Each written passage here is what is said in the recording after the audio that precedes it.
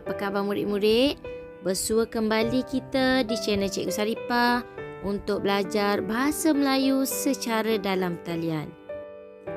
Pada hari ini, cikgu akan berkongsi dengan murid-murid semua tentang tanda baca. Tanda baca perlu dikuasai oleh murid-murid supaya murid-murid tidak melakukan kesalahan ataupun kesilapan tanda baca semasa menulis. Apakah yang murid-murid fahami tentang tanda baca?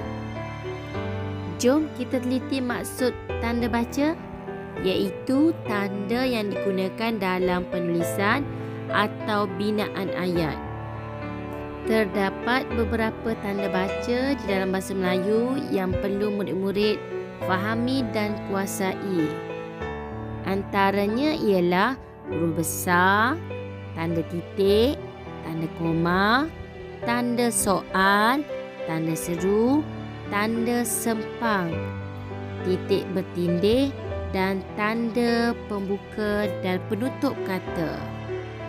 Tanda baca ini mempunyai fungsi yang berlainan dan bergantung kepada ayat dan penulisan yang kita hasilkan. Fokus kita pada hari ini ialah pada satu sahaja tanda baca, iaitu kita akan belajar tentang penggunaan huruf besar. Huruf besar hanya digunakan di dalam dua keadaan atau dua situasi. Untuk lebih jelas, jom kita lihat dengan lebih lanjut penggunaan huruf besar di dalam penulisan. Yang pertama ialah huruf besar digunakan di permulaan ayat.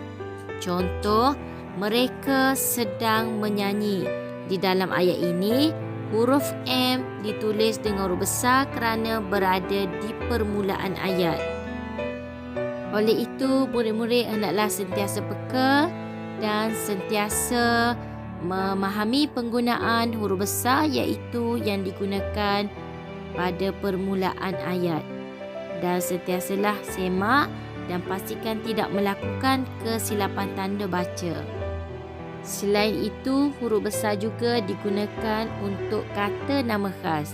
Contohnya, kata nama khas itu perlulah ditulis dengan huruf besar sama ada berada di permulaan, di tengah atau di akhir ayat.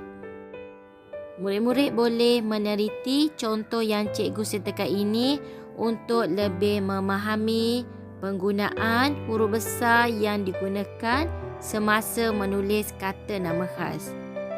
Contoh ayat, kucing peliharaan Siti bernama si Comel. Di dalam ayat ini, Siti dan si Comel merupakan kata nama khas.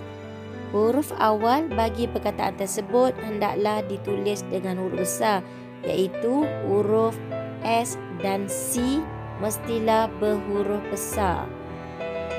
Semoga murid-murid telah dapat memahami dan menggunakan tanda baca dengan betul di dalam penulisan.